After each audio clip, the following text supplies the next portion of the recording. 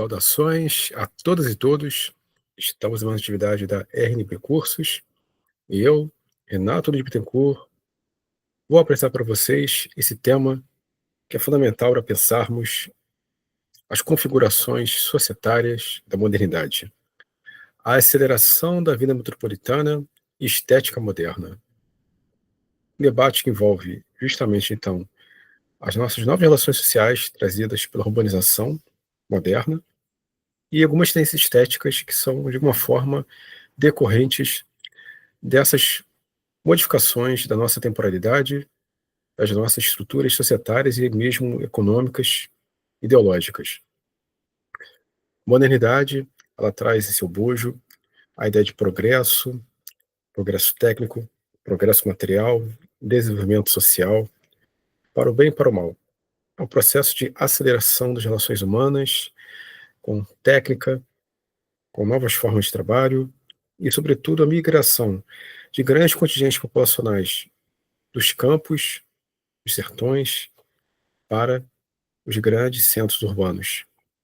Então, é a consolidação da vida, seja na Europa, nas Américas, sobretudo os países, claro, né, com maior desenvolvimento econômico, nesse bojo do capitalismo, mas é a concentração de riqueza, concentração populacional, de serviços e de tendências nas grandes cidades, nas grandes metrópoles, nas grandes capitais. Então, encontramos fenômenos muito parecidos. Paris, Londres, Viena, Berlim, é a configuração de uma cidade petrificada, uma cidade cada vez mais integrada pelos meios de comunicação, pelos meios de transporte e uma mudança do ethos. É a transição do antigo regime, pautado pela aristocracia, para uma sociedade de classe extremamente rígida e agora para uma sociedade burguesa em ascensão. E, ao mesmo tempo, também uma classe antagônica à classe trabalhadora, os proletários, os operários, assalariados, que vivem nesse contexto uma vida extremamente precarizada, uma vida de muita exploração e sem grandes garantias profissionais. Então, as grandes metrópoles, as grandes cidades, as capitais se tornam barris de pólvora de conflitos culturais, de mudanças sociais e desse processo de aceleração técnico-econômico. Então, grandes autores vão abordar, por exemplo, essa mudança de paradigmas e também uma tentativa não reacionária, necessariamente, de enfrentamento à modernidade, mas um contraponto a esse processo de despersonalização moderna. Por exemplo, Baudelaire apresenta a figura do flaneur. O flaneur é aquele que flana, aquele que anda pelas ruas de maneira despretensiosa, sem maiores compromissos, com essa incipiente sociedade de consumo, que produz mercadorias aceleradas e também muda as nossas formas de vida que são extremamente insalubres, estressantes, ansiosas, né? Pautada pelo tempo, pela otimização do tempo, pelo aproveitamento máximo do espaço. Afinal, esse mundo moderno, ao mesmo tempo que promove a técnica industrial, promove também a divisão técnica do trabalho e a divisão técnica do saber. Então, as expertises, os conhecimentos se tornam extremamente delimitados. A filosofia, ela perde a sua capilaridade sobre diversos saberes. Então, a psicologia se torna uma ciência, a própria sociologia, graças a Auguste Kant, a economia, emancipada da filosofia, fora também outras ciências, como estatística, a própria geografia, a biologia. Muito importante, por um lado, é muito importante para que essas ciências adquiram o máximo de sofisticação e ampliação epistemológica dos seus saberes. Mas, por um lado, também, claro, o ser humano perde a noção de universalidade e se torna alguém que é o especialista máximo do mínimo. Um belo debate vai ser feito, inclusive. A figura do especialista máximo do mínimo. Então, a gente não quer dizer que o mundo do antigo regime é melhor, nem pensar.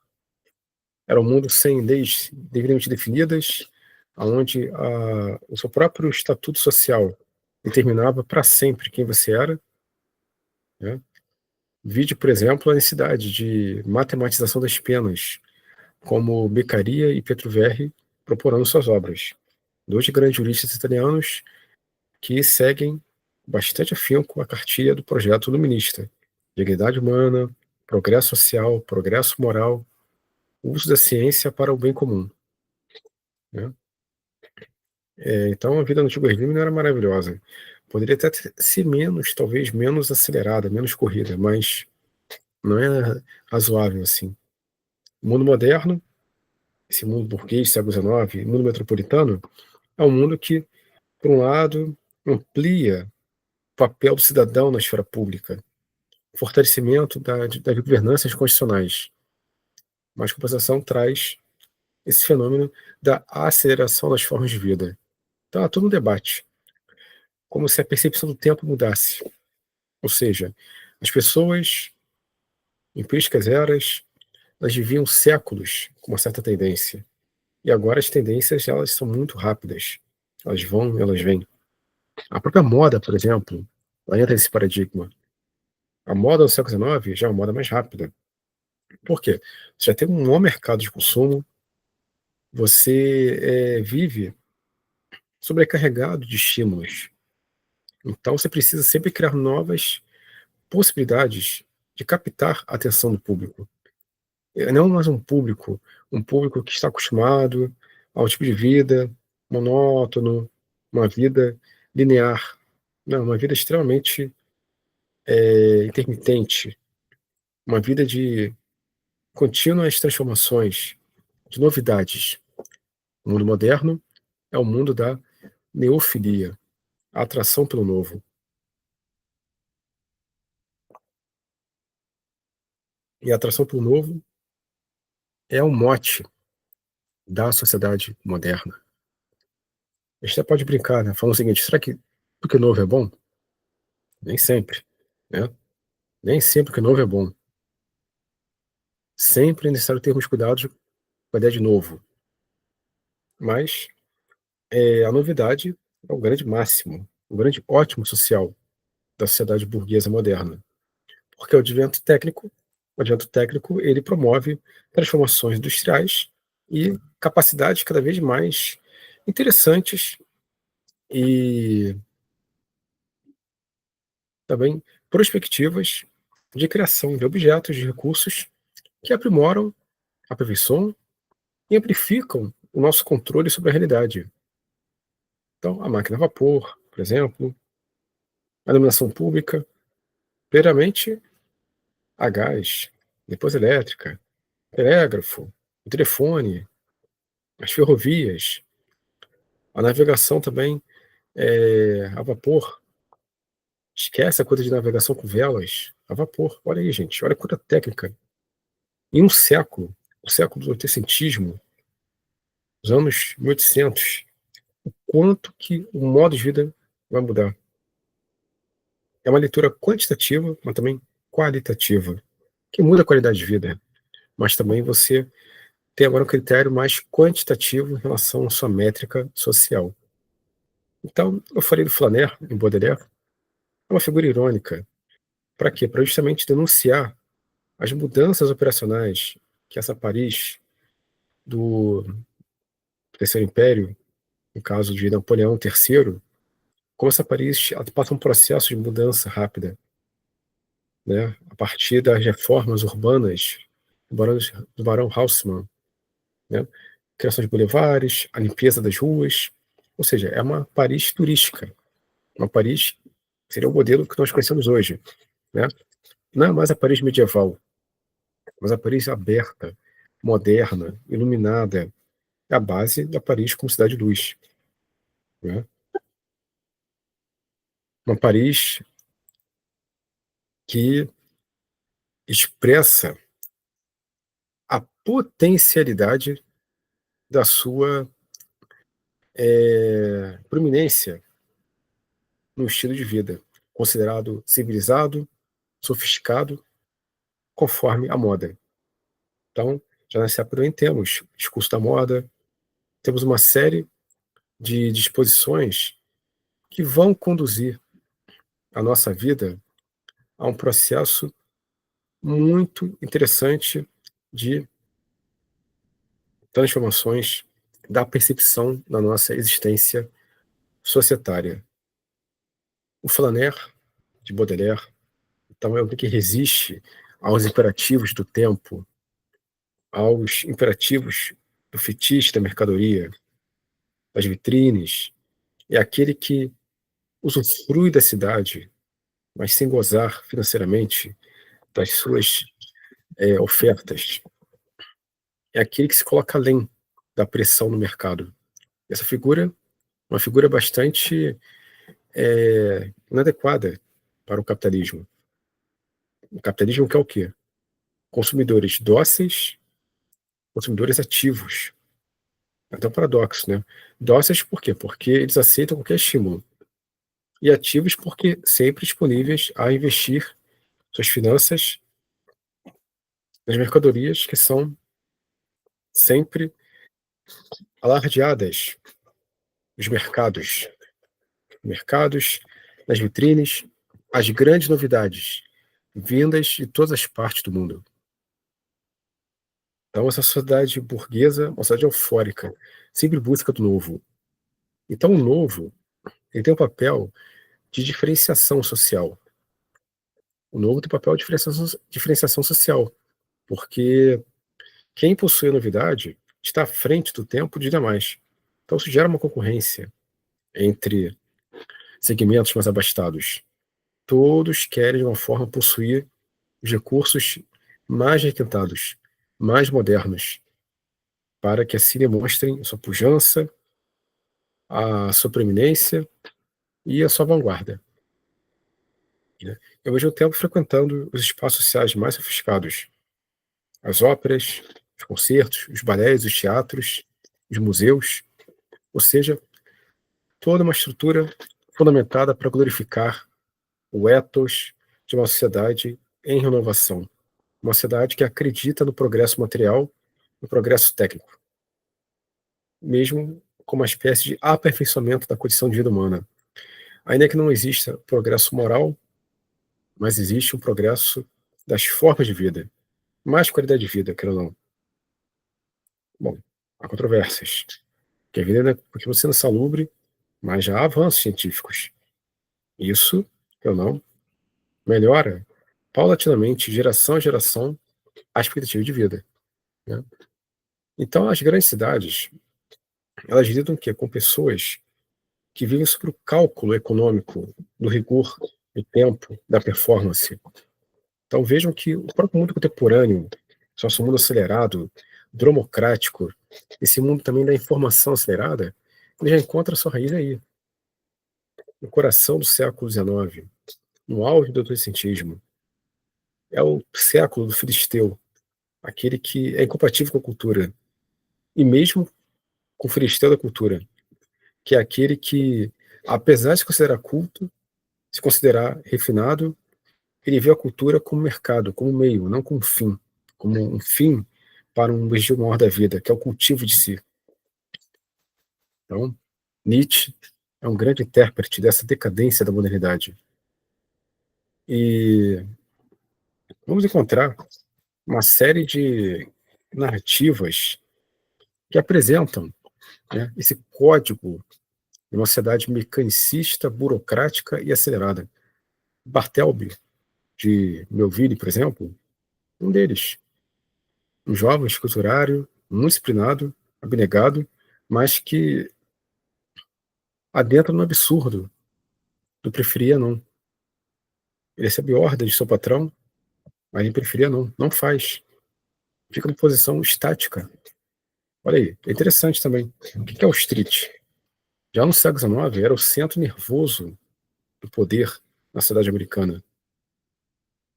Era o que a ideia, né, dos grandes bancos, das grandes empresas, a especulação financeira, o capital financeiro. O capital financeiro que é acelerado. Tem que se antecipar os fatos. a especulação da bolsa de valores. Vejam, enquanto que isso vai influenciar posteriormente esse ethos metropolitano. Decisões rápidas, pensamentos rápidos para maior rentabilização.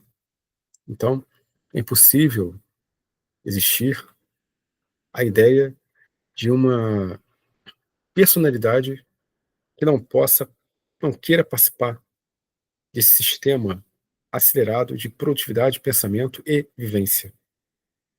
Você pensa, você vive sempre cronometrado. Tempo e dinheiro, mais do que nunca. Otimização total do tempo em prol de melhores recursos e de uma vida considerada mais soberana, uma vida mais ampla, uma vida mais grandiosa. Vejam só. Ser flaner é muito difícil.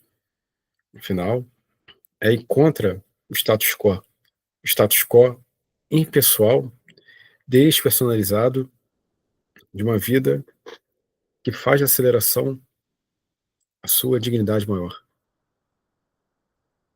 As narrativas literárias retomam isso. Então, ou seja, são as personalidades, pessoas já com um sistema nervoso destroçado, pessoas com estresse, né, uma palavra usada na época, mas que é a categorização, com ansiedade, pessoas que vivem no estado de colapso nervoso total. A literatura moderna é uma literatura que representa esse tipo de pessoa que vive num processo de destruição da sua psique, já que a vida moderna, essa vida acelerada, ela não permite a contemplação, a reflexão, mesmo o tempo da dor, o tempo do luto. Tudo é performático, tudo é disciplinado, tudo é cronometrado, tudo é uniformizado, tudo é padronizado. Para quê? Para gerar maior rentabilidade. Então, no mundo de massas aglomeradas, a inovação se encontra na diferença. Né? Ou seja, então a moda, ela vai precisar ser sempre renovada para que as classes abastadas possam se diferenciar daquelas que, porventura, estão alguns passos atrás. Ou seja, quem está atrás quer copiar quem está na frente. Quem está na frente quer se diferenciar quem está atrás. Então, ou seja, novas modas, novas tendências. Então, olha só o ciclo vital das mercadorias. O ciclo vital que se acelera de maneira muito rápida, muito intensa. Então, nossa consciência ela se torna heteróclita. A consciência humana é heteróclita. Ou seja, ela está bombardeada de informações, de estímulos. Informação não é cultura. Cultura, ela exige o tempo certo. A cultura exige a reflexão, exige a introspecção, o seu próprio momento. O que é dado heteróclito, você recebe de todos os lados, você sabe onde vem também. Você capta tudo, tenta captar tudo. Então a consciência humana fica difusa.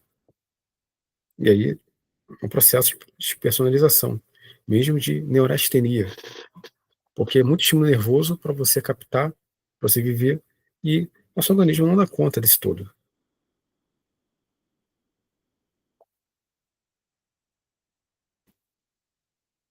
Temos um caso bem interessante em Eça de Queiroz, A Cidade e as Serras, quando o protagonista da obra, né, é um cosmopolita português, um tempo na França, que já está enfadado com o excesso de estímulos que ele vive na grande França, na grande capital, na grande metrópole do mundo civilizado, uma das grandes metrópoles, né?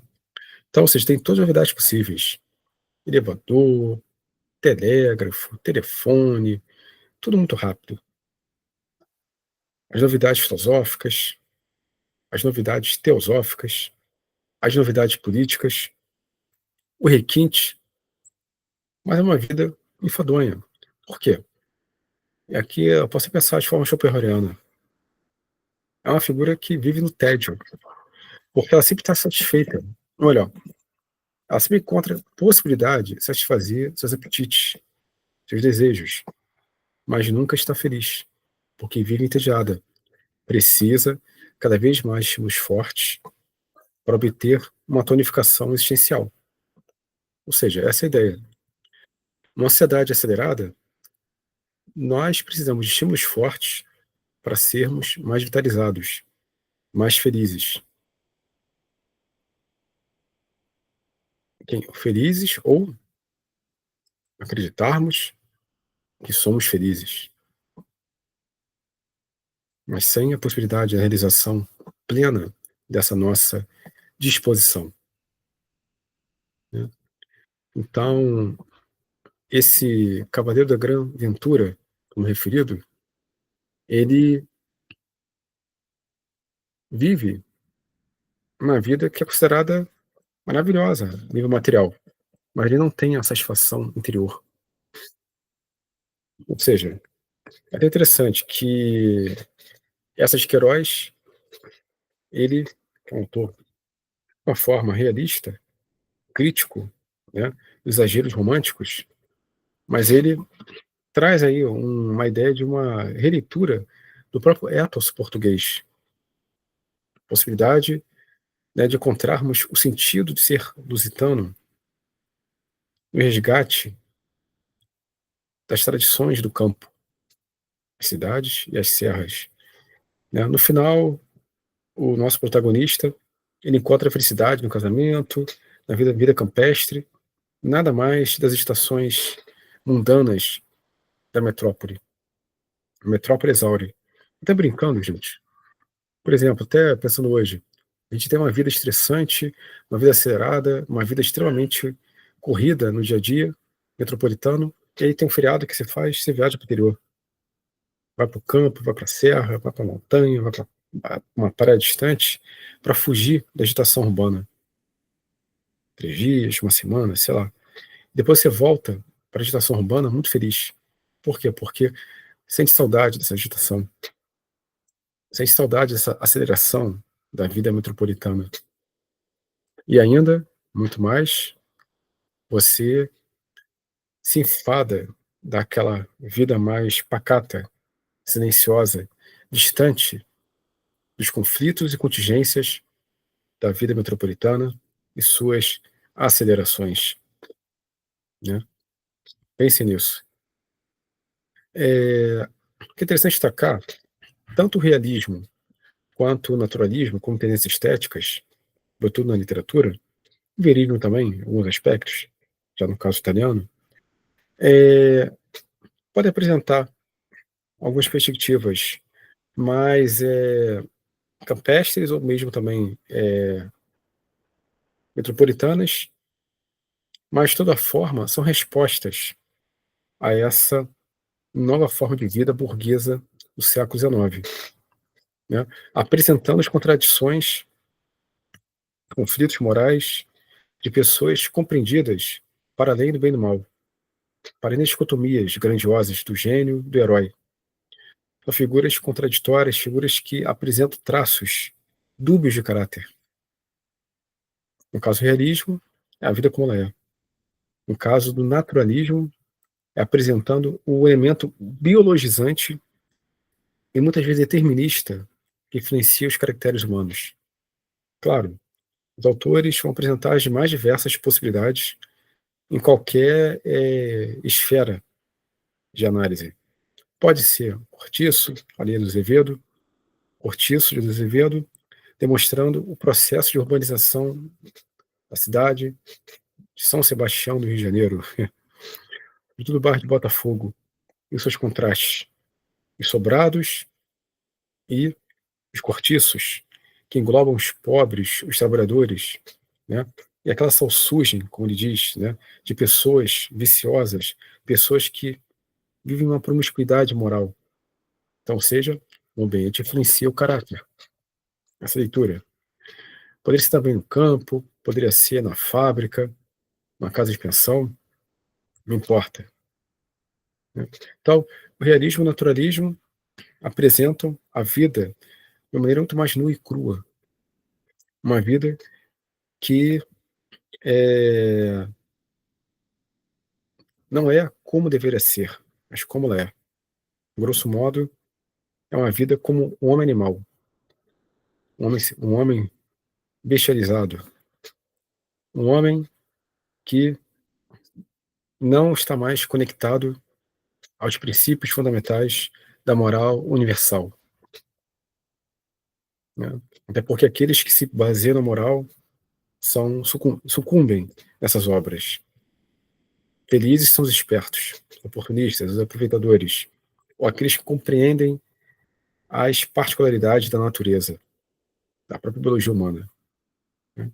Como destaquei, o próprio verismo italiano tem uma tendência muito análoga ao realismo, né, e tem alguns traços naturalistas.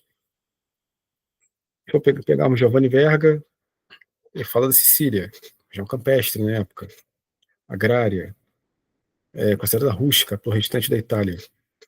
Mas é isso, a vida como ela é, a vida sanguínea, a vida impetuosa, né?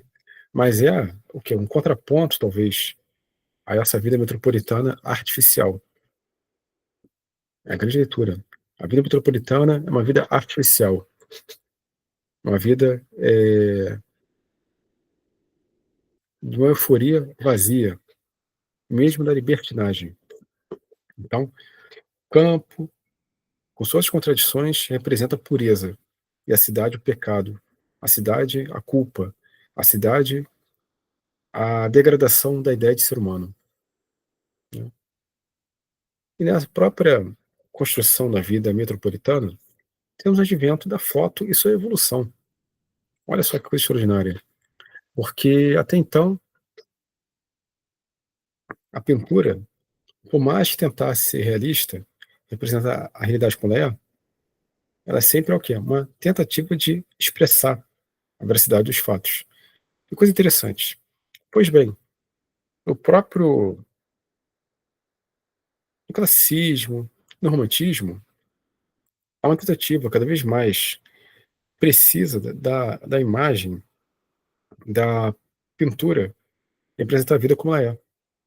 E, sobretudo, no realismo, as pinturas realistas, né? Com toda a sua beleza, esses contrastes. Esse é um ponto interessante também.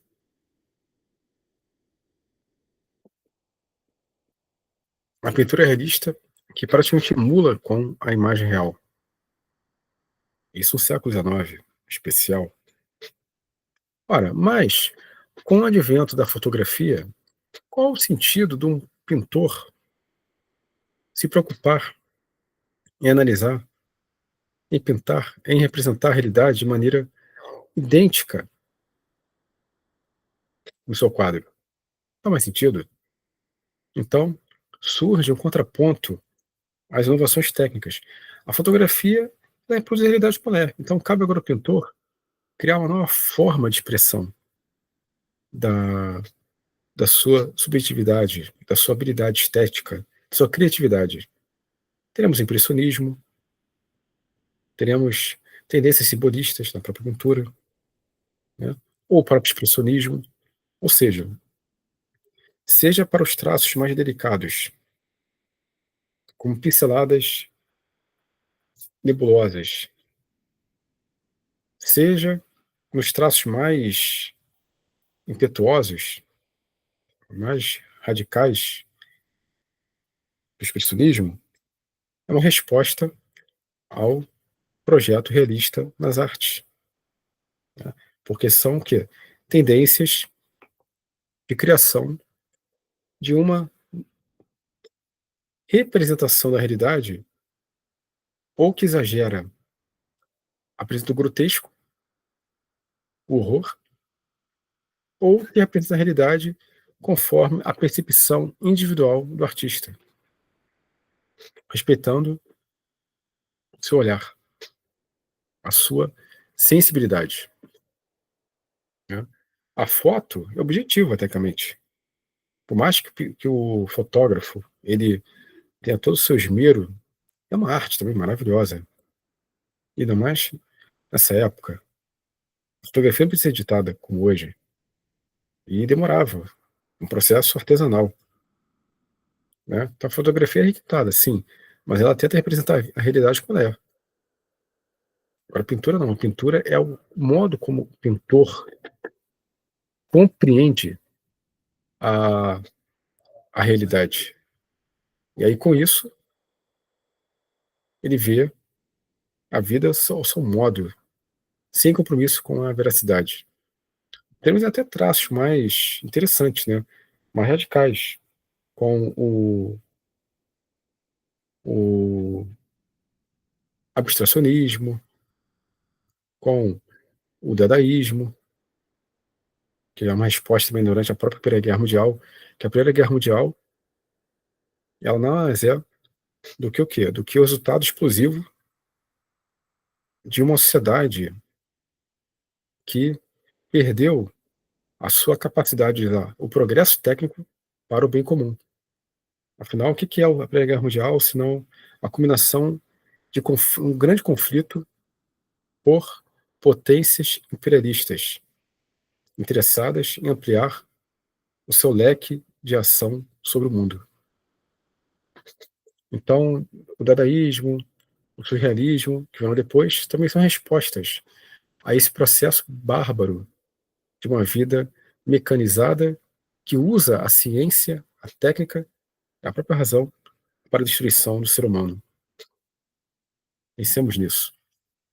Então, para encerrar aqui a exposição, essa aceleração da vida metropolitana, ela muda com o nosso imaginário, muda com a nossa percepção psicológica e ética dos fatos. Então, ou seja, agora é uma vida, né, da aglomeração. Você tem que se acostumar a conviver com as pessoas, nos bondes, nas ruas cheias de gente, nas praças, né?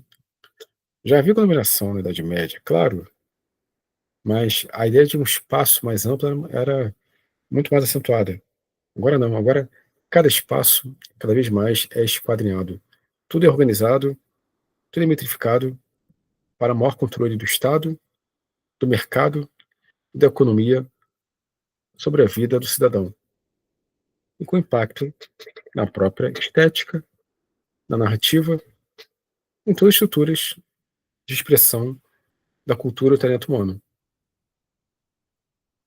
Como destaquei, a literatura e a própria pintura também retratam esses sintomas de uma vida que, ao mesmo tempo que é eufórica pelo prazer da modernidade, também é uma vida, usando a linguagem Nietzschiana, decadente, pois não consegue lidar com seus impulsos, seus instintos.